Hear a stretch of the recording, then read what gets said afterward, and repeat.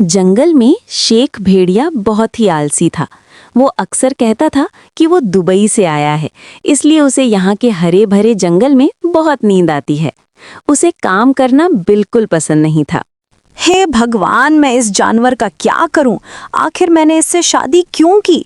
मेरी किस्मत की लकीरों में यही लिखा था क्या? अरे ओ नवाब साहब, उठ जाइए। शेर सिंह ने जो काम दिया था वो किया कि नहीं? अरे क्या हो गया बेगम, तुम तो जानती हो ना इधर का हवा पानी मुझे कितना पसंद आती। ठंडी ठंडी हवा और ये हरियाली मेरा मन मोह लेती। उधर दुबई के रेगिस्तान में ये सब नहीं होती, वहाँ सिर्फ रेत और गर्मी होती। अरे भाड़ में गया दुबई। ये बताओ कि शेर सिंह ने तुम्हें कल जो काम दिया था वो किया या नहीं? वो बार बार पूछ रहा है और उसका गुस्सा तो तुम जानते ही हो। अरे बेगम, हम उसका काम नहीं कर सकती। वो हमको कहती कि नागफनी के पौधे से नागमणि लेकर आओ। वो शेर सिंह का बच्चा पागल हो गई है क्या? भला कांटों वाले पौधे में नागमणि कैसे होगी? मैं कोई अपनी जान जोखिम में नहीं डालेगी। अरे मेरे आलसी पतिदेव, हमारे जंगल में नागफनी के फूल को ही नागमणि कहते हैं। उसके रस को घाव पर लगाने से चोट जल्दी भर जाती है, इसीलिए उसका नाम नागमणि है। ओह, ये तो फिर उसकी गलती हुई। उसे पूरी बात बतानी चाहिए थी। मुझे क्या मालूम होती कि वो फूल को नागमणि कहती। खैर, अब तो नींद आ रही है। नींद को गोली मारो। जाओ पहले सूखी लकड़ी लेकर आओ। खाना बनाने के लिए लकड़ी खत्म हो गई है। जल्दी जाओ, वरना आज रात भूखे सोओगे।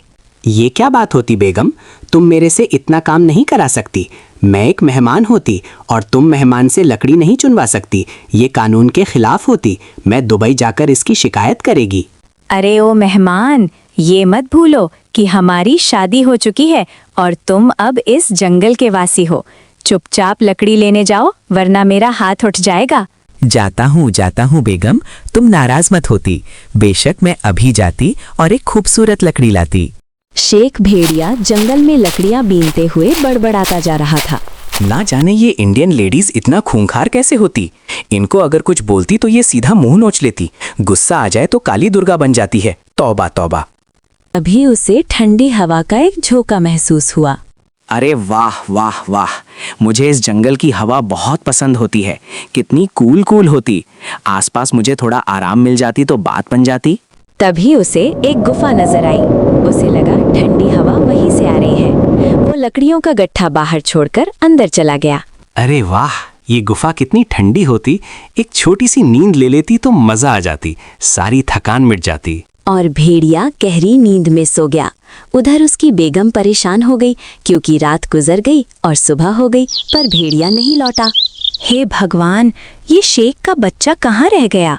कहीं किसी शिकारी ने पकड़ तो नहीं लिया? मुझे उसे ढूंढना होगा। रास्ते में उसे गधा प्रसाद मिला। अरे भाभी जी, कहाँ जा रही हो? चेहरे पर इतनी चिंता क्यों है? अरे, अपने पति को ढूंढने जा रही हूँ। कल लकड़ी लेने गया था, अभी तक नहीं आया। वो दुबई तो नहीं चला गया? कल कह रहा था दुबई की याद आ रही है। अगर वो गया है तो मैं भी साथ चलूंगा। मुझे भी देखना है वहाँ कौन सी घास मिलती है। चुप कर, मेरे रहते वो अकेली दुबई नहीं जा सकता। चल, उसे ढूंढने में मदद कर। दोनों को भेड़िए के पैरों के निशान मिले जो एक गुफा की ओर जा रहे थे। वहां लकड़ी का गट्ठा भी पड़ा था।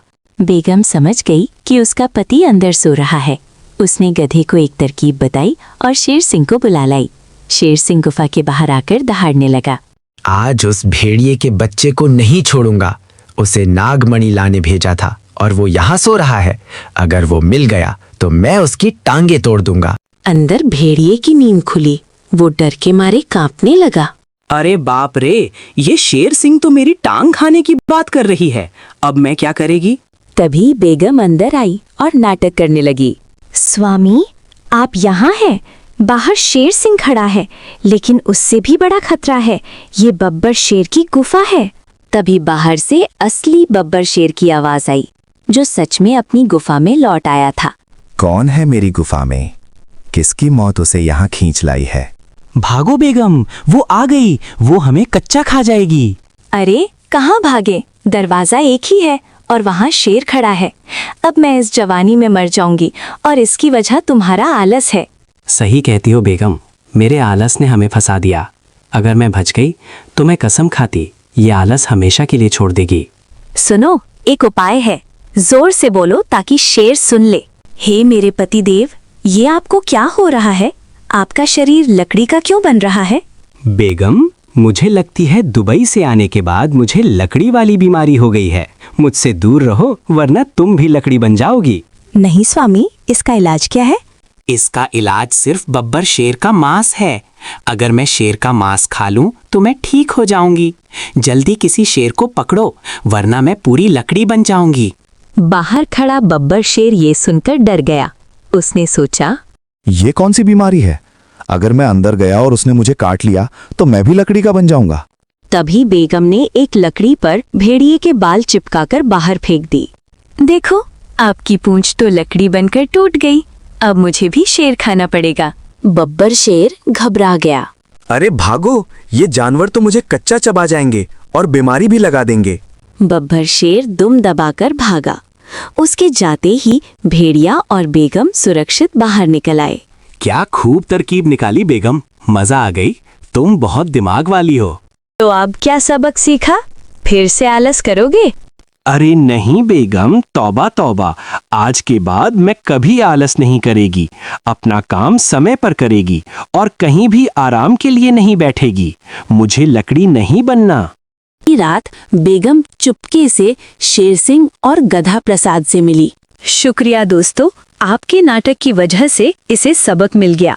अरे भाभी, मैं तो वहाँ आया ही नहीं था। मैं तो रास्ते में ही रुक गया था। क्या? तो इसका मतलब वो सच में बब्बर शेर था? हे भगवान, अच्छा हुआ हम बच गए, वरना आज तो खेल ही खत्म हो जाता। भेड़िए ने उस दिन से आलस त्याग दिया और जंगल का सबसे मेहनती जानवर बन गया।